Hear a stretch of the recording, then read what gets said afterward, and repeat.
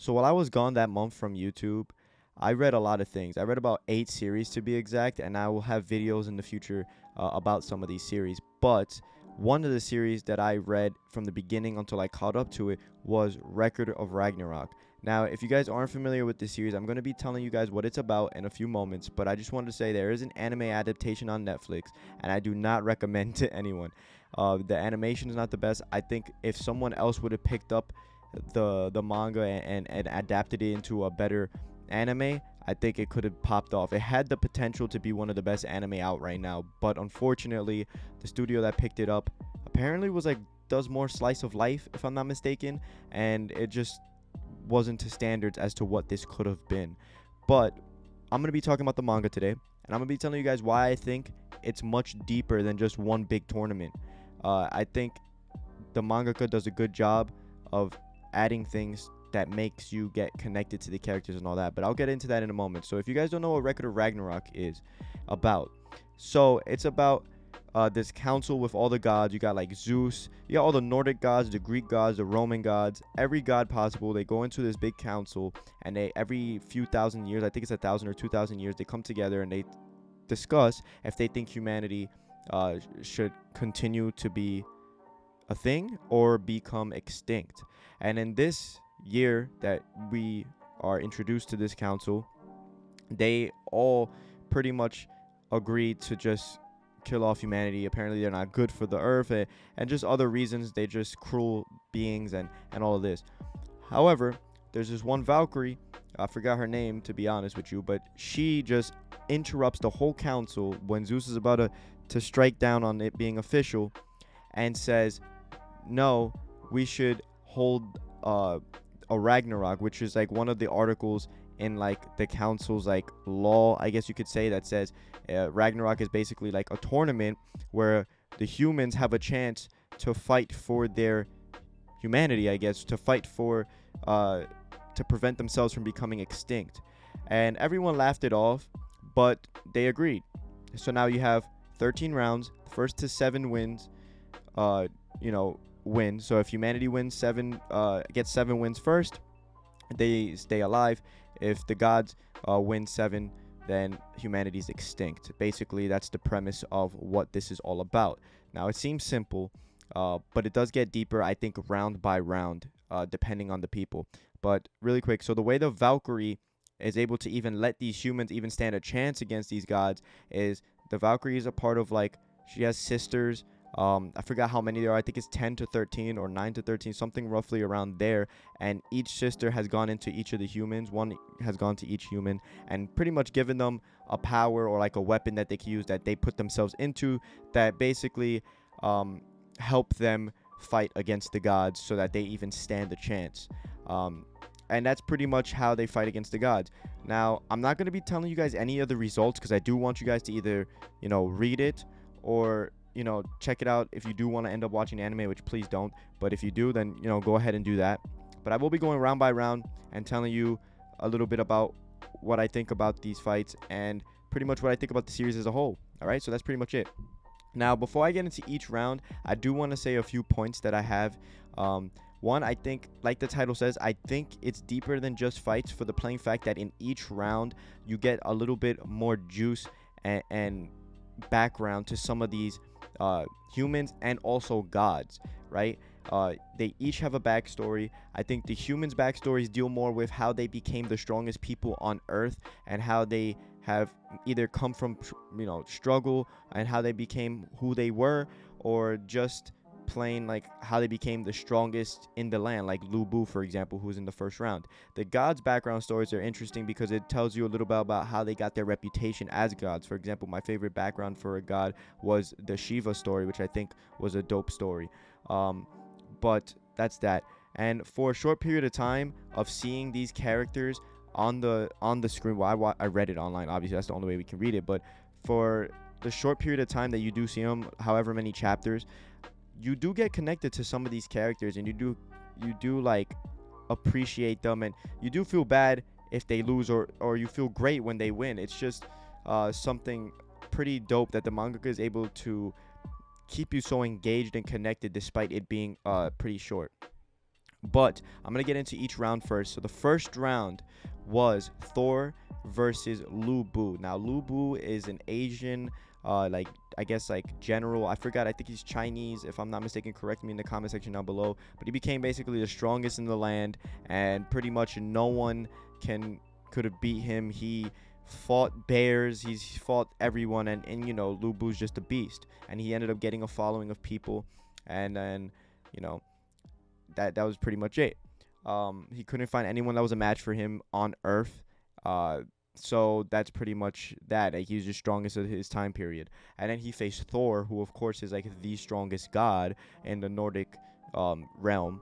And it gives a little backstory about Thor as well, about how his story with his hammer and how he used his hammer strength to save Asgard, especially when these Titans tried to basically attack on Titan Asgard and knock down the walls and eat all the Asgardians and stuff. But that's pretty much that. So their backstories were kind of all right. I think as it goes on, I like the values that some of these characters have and all of that. For example, with the Zeus and Adam fight, which is round 2. So the first round, Thor versus Lu Bu, was my least favorite fight out of all of them that I have on this list that I'm looking at. And the second fight, being Zeus and Adam, was one of my favorites. And this is definitely the fight that they should have done better in the anime. At points, it looked like it was PowerPoint slides. It was just horrible. But Zeus versus Adam was good because you have Zeus, who's like the pinnacle of gods, right? Like, he is apparently like the strongest god. But in this manga, of course, he's really like skinny and old, and you know, and he's facing Adam, who is the first human, who is the father of every human that's sitting in that stadium. So Adam has this notion and this motivation to fight for his children from generations and down the line that are all sitting there watching him. So he has that kind of father, like, protective aspect to try to beat Zeus to save. And his power was cool because he was just extremely fast, and he could like read the movements and punches and dodge Zeus's attacks 0.000 seconds using these eyes ability that the Valkyries that he had, and the Valkyrie gave him some bare knuckles, so he just fought Zeus bare knuckles. Like, there we go, dope. And I think that fight was really dope and one of my favorite. The next one was probably my favorite, or tied for my favorite in the series, and that's Poseidon versus Sasaki Kojito, who is on the thumbnail of this video. I think this was one of my favorite fights because of the backstory for Sasaki Kojito. As we know, Poseidon is one of the great Greek gods, and the thing about him was that he was a little cocky fighting Sasaki Kojito, especially when he heard that he was like the weakest, or not the weakest, he was the greatest loser in mankind's history. Because in the backstory, Sasaki Kojito was the greatest loser because he would intentionally fight these stronger people, lose to them, or like, you know, not to the death, but like he would lose to them and then learn how to fight them, and basically learned a bunch of styles that he can eventually turn into his own. And he learned a lot of styles by just losing, to the point that he is pretty damn strong just from losing, you know. So that's what I loved about Sasaki Kojito, is no matter how many times he lost, he always got back up and made himself stronger. And it's such a motivational kind of thing that his character represents, is the fact that he lost to all of these other samurai and everything, but he still managed to pick himself up, learn how to beat them by learning the techniques, and got back up. And that's what I love about this character as a whole. But that's all I'm going to say for that fight. I'm just going to move it along. I don't want to go into depth because I do want you guys to read it. And if you guys have read this already, let me know what you think of it in the comment section down below. I really want to know what you guys think. Next, we have Hercules or Hercules. I think it just depends. I think this was the Greek one, so it would be Hercules, I think it's pronounced, but I may be wrong, versus Jack the Ripper. Now, this is one of my other favorite fights that is tied for my first with Sasaki, or probably just second.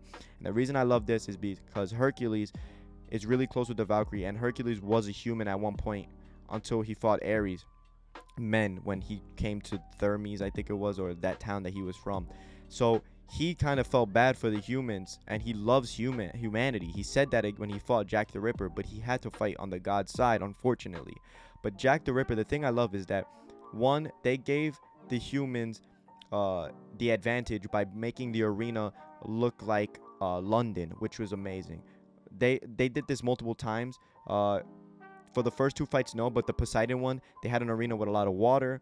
And then now for the Jack the Ripper fight, they had London, and he used London as his advantage, and his Valkyrie power was his gloves, I think, or was it the pouch? Actually, I know what it is, but I think I almost spoiled this, so I'm sorry. So continuing on, sorry for that, but he had this power and that the Valkyrie gave him, and he used it to his advantage, and he used the city to his advantage because he knows the ins and outs to fight such a strong god. And he, he did his thing. They both did their thing, and then the outcome was the outcome. I'm not gonna say who won, but it was just an overall great fight. Next, you got Raiden Tamaemon versus Shiva, the Indian god. I think from this fight, I love the backstory from Shiva. Up to this point, besides Hercules, I don't like the other gods' backstories, really. They didn't really say much for Poseidon and Zeus, except that, how Zeus defeated his father, and Poseidon, is the older brother of Zeus, I believe, and Thor, how he saved Asgard. And Hercules, I like his backstory, but Shiva's backstory about how he became the strongest god in India by climbing this mountain with his best friend and defeating everybody was beautiful. I like the journey. Like, if they made that its own manga, I would definitely read it, Shiva's journey. But then Raiden had his own story and how he wanted to be like the best sumo. He wasn't, but he was just really strong, and he had muscle problems growing up and all of that.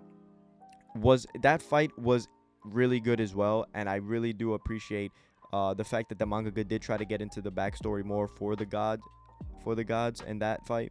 So I really like it. And currently, the most up-to-date fight is Buddha versus Zerufoku, or the Seven Lucky Gods. I'm not gonna say much about this fight because it's still ongoing, but all I'm gonna say is it's pretty good, and I'm enjoying it so far, and I can't wait to see more. What's more to come. They go into Buddha's backstory and all of that, so I really do enjoy it, and it's a little bit of a twist. Because I'm not going to say why, but you'll know why when you see Buddha versus Shirofoku, and you'll see what the twist is. But that's pretty much it. I think Record of Ragnarok is a fantastic manga. I think for a tournament-based, story that's literally just in an arena the whole time, I'm not getting bored of it.